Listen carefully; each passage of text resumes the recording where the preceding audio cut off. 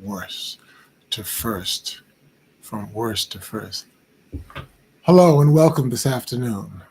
I'm Tim Alston, and this is the 10 Commandments of Leadership. The 10 Commandments of Leadership. Hey, if your and my egos are our God-given senses of self, and they are, then egoholism, like alcoholism, is what happens when that sense of self gets distorted, either too big or too small, or both. Now, around here, I am in a recovering mode. Not already recovered, but in a recovering mode.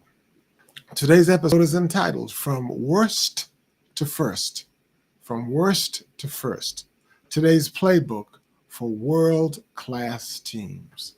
From worst to first. Today's playbook for world-class teams. When great teams turn the corner, from worst to first, it's almost never because of luck. It's about leadership behaviors, repeated, taught, and codified, written down.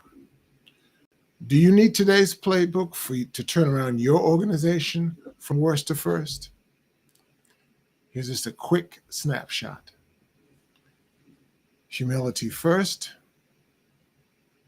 cut staff last, and then create a standard that everyone can rehearse. Once again, humility first, cut staff last, and create a standard that everyone can rehearse. And that's what's most important.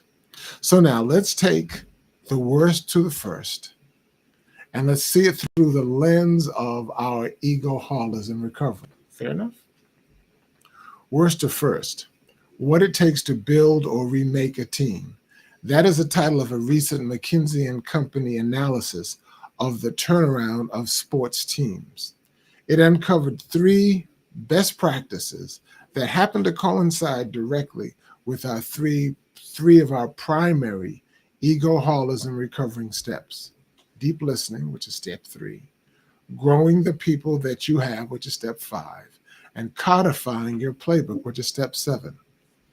Here's what I mean.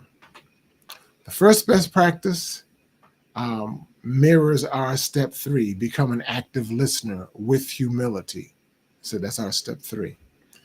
New leaders in the study didn't start with speeches. Instead, they started with listening, using focus groups, office walkthroughs, and door open time gave them a clear read on performance, potential, and the health of their culture. For example, Western Michigan University's Dan Bartholomew modeled this when he arrived at his athletic program that was trending down.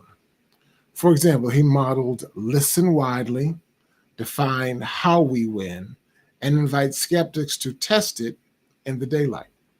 As a result, listening changed the tone, it changed the culture, it broke down those silos, and it sparked collaboration. So what is the EHR, the egoholism recovering takeaway?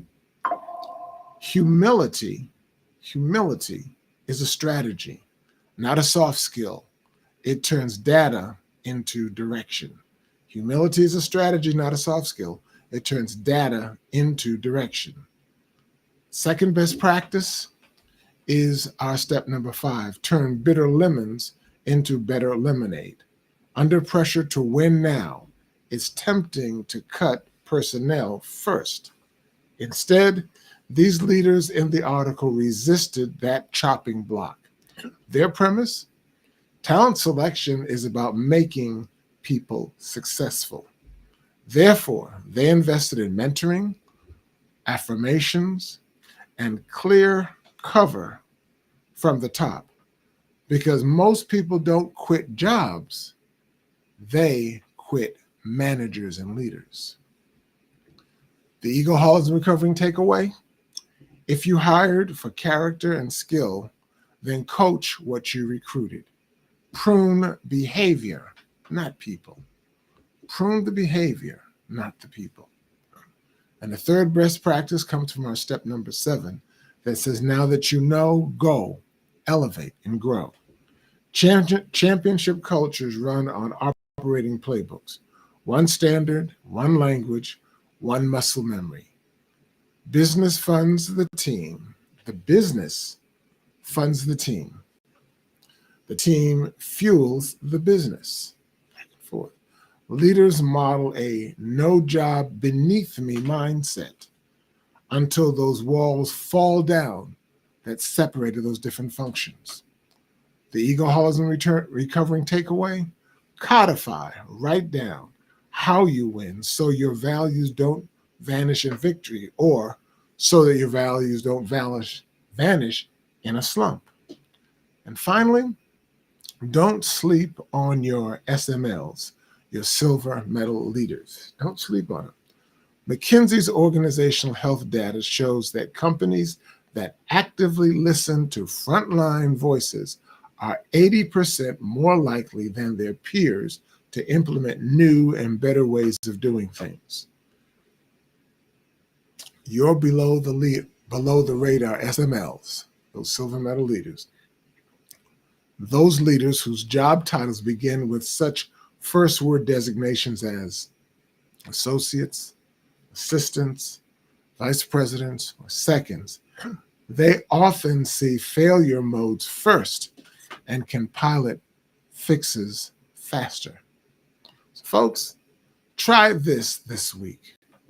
Schedule 4 listening sessions, one with frontline, one with mid-level, one with customers, and one with alumni and ex-employees. Ask, what's working, what's stuck, and what would you try in 30 days? Number 2, name your theory of winning in one sentence.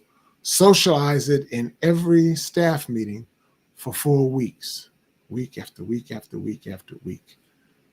Also, pick one underused player, an employee or a process, and give them a 30-day sprint with a cover over them. Also, draft your one-page operating playbook, standards, rhythms, decisions, and escalation paths. Also, celebrate one silver medal leader every Friday, publicly, with the behavior that you want repeated.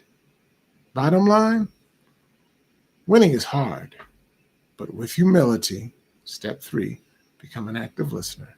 With development, step 5, turn your bitter lemons into better lemonade. And a living playbook, step 7, now that you know, go, elevate, and grow, you can make hard a repeatable thing to do. What we're talking about is not easy, but it's necessary. If you want to turn your teams around from worst to first, and that team can be either in the workplace, in the home place, or even in your worship place or in your social space. Humility first, cut personnel last, and create a standard that can easily be rehearsed. Thanks for watching. Thanks for listening. This has been the 10 Commandments of Leadership. This is where we do 2 primary objectives. This is where we educate, equip, and empower emerging leaders with God-thought leadership.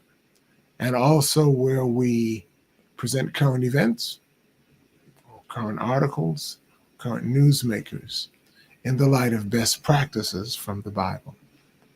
We'll see you tomorrow on the 10 Commandments of Leadership. Bye-bye.